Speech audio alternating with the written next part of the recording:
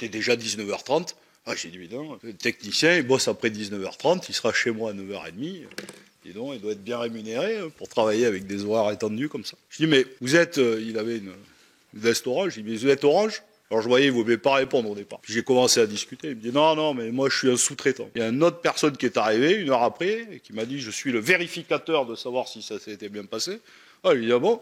Mais vous êtes d'Orange? Ah non, moi je suis un autre sous-traitant du sous-traitant. Bon, là, j'ai dit, on ne comprend plus rien. Ce mardi 6 mai 2025, Christelle Heidemann, directrice générale d'Orange, était convoquée par la commission d'enquête sénatoriale sur les aides publiques aux grandes entreprises. Officiellement venue s'expliquer sur les subventions perçues par le groupe, elle va se retrouver face aux questions acerbes de Fabien Gay sur la réalité du secteur des télécoms. Le rapporteur dénonce les emplois précaires des techniciens en sous-traitance, payés à la pièce, avec des contrats de 3 mois et les dysfonctionnements massifs. Clients débranchés par erreur, plusieurs niveaux de sous-traitants qui s'entremêlent, une véritable jungle dans le déploiement de la fibre. La directrice générale va finir par reconnaître les défaillances persistantes du système. Une audition qui révèle l'envers du décor des télécoms français. Vous allez voir, c'est croustillant. Moi, je suis client chez vous. Je vais vous raconter. Je me suis fait, à la sortie de la crise Covid, je me suis fait fibrer chez moi. Ça a été fait assez tard. 2019-2020, juste avant le Covid, il y a eu le Covid, et puis effectivement, comme tout le monde, j'ai vu que avoir Internet à la maison à très haut débit, c'était assez important, y compris pour faire des visios.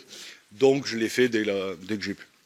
Et j'étais assez surpris, assez facile. On va sur le site Internet, le rendez-vous est assez rapide. Même reçu un texto, mon téléphone la veille, le technicien va se déplacer, il peut répondre à vos questions à tout moment. C'était déjà 19h30. Ah, j'ai dit, mais non. Le technicien, il bosse après 19h30, il sera chez moi à 9h30. Et donc, il doit être bien rémunéré pour travailler avec des horaires étendus comme ça.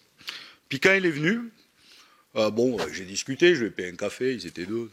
Je dis, mais vous êtes, il avait une veste orange, je dis, mais vous êtes orange? Alors je voyais, il ne voulait pas répondre au départ. Je ne me suis pas présenté, je n'ai pas dit qui j'étais.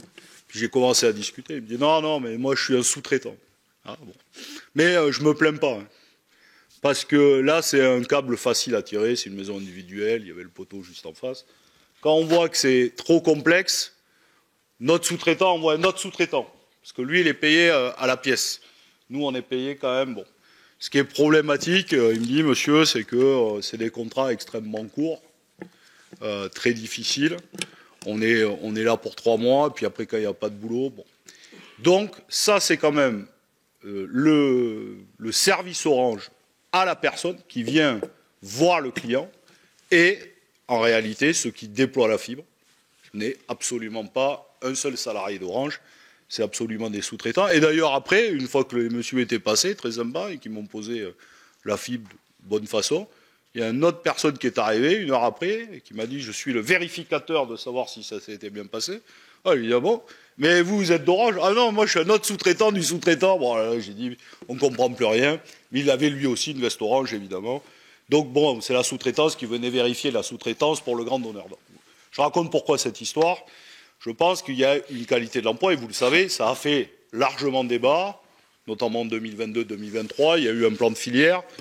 Moi, je voulais savoir où on était sur cette question de la sous-traitance, du plan filière, notamment parce que le déploiement de la fibre, et il y a ici des parlementaires, mais beaucoup d'élus locaux, se fait quand même dans une espèce de jungle au raccordement, où les uns et les autres, parfois, on se retrouve privés d'Internet, de téléphone et de télévision, puisque maintenant tout passe par là.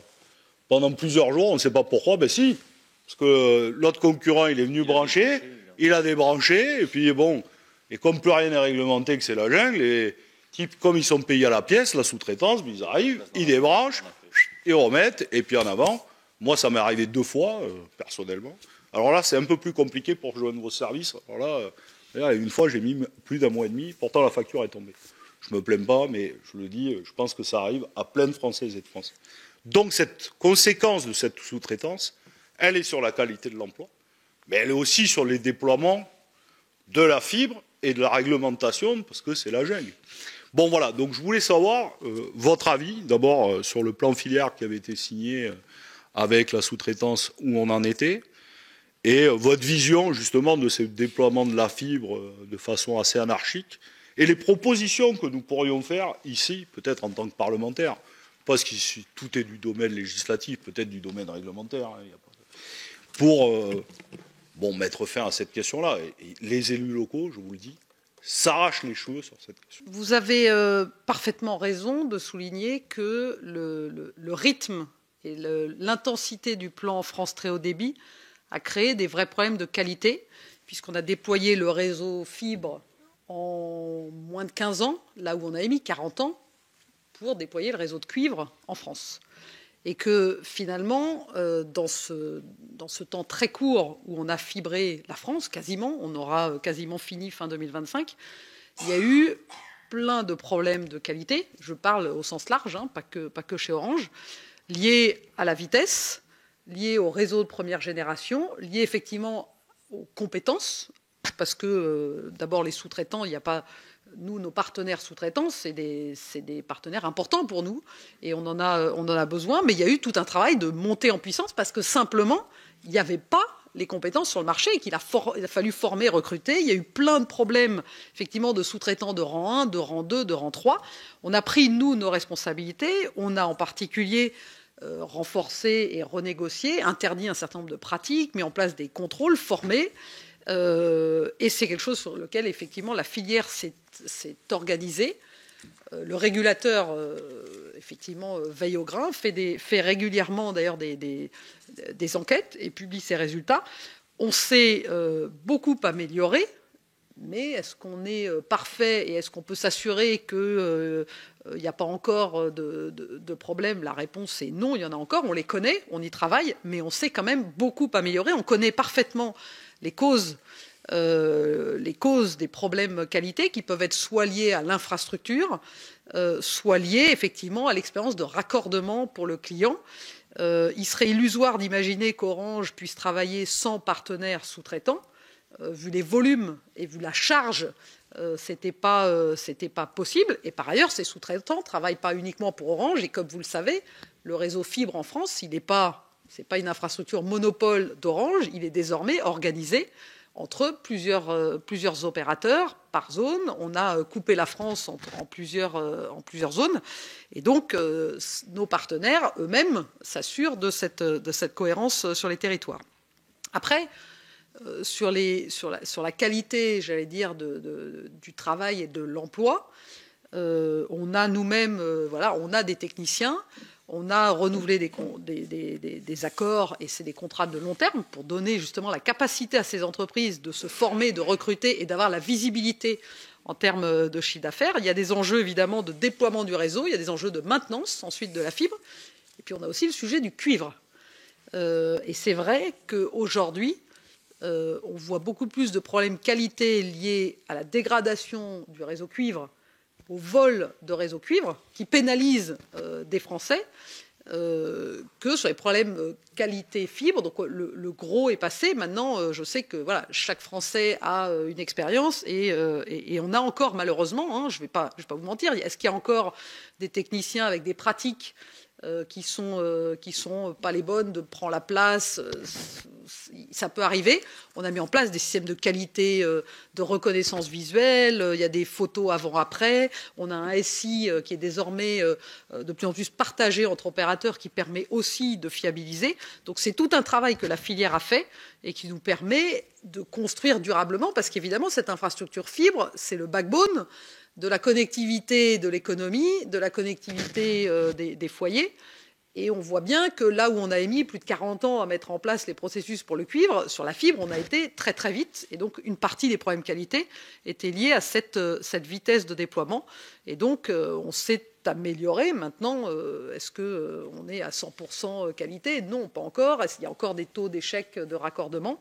Mais on cible beaucoup mieux et puis on continue à y travailler. Mais la qualité, même s'il y a de l'amélioration, reste complexe, je le dis, pour un certain nombre de nos concitoyens, d'élus locaux, confrontés, moi j'appelle ça la jungle, parce que c'est comme ça. Et j'en reviens sur les questions de qualité d'emploi. Vous avez raison de dire, malheureusement, à l'époque du service public, de France Télécom, non mais je le reprends pour vous, je le fais mien. Il y avait 237 000 salariés en 2004 à France Télécom. Aujourd'hui, je crois que c'est 130 000 au niveau mondial et vous avez dit 70 000 Un peu je moins. crois, France. Donc de fait, une diminution drastique des salariés, du nombre de salariés, en plus avec des statuts différents, puisque vous étiez un service public, vous êtes devenu une entreprise privée. Donc il a fallu jongler entre les deux statuts, avec la casse sociale que l'on connaît et les drames que l'on connaît.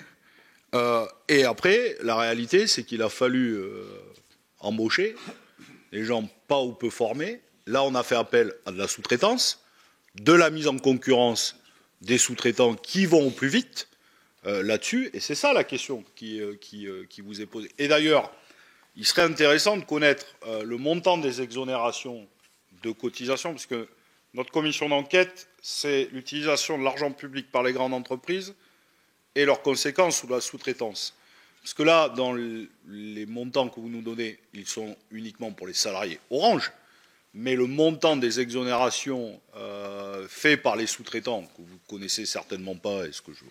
Voilà. D'ailleurs, est-ce que par contre vous connaissez le nombre de salariés sous-traitants qui travaillent pour vous? Parce que, ce sont quand même des emplois mal rémunérés, en général, avec des contrats extrêmement courts de CDD qui se prolongent, où on peut mettre fin, etc.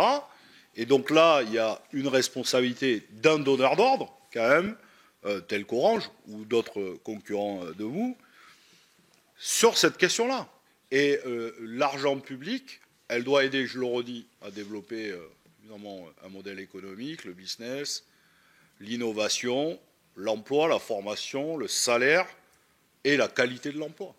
Le réel, c'est qu'en 20 ans, et la stratégie de passer d'un service public à une entreprise privée, elle a quand même eu des conséquences flagrantes. Là, pour le coup, vous êtes le meilleur exemple de dégradation des conditions de travail et de fait, après, de qualité de service, quand même.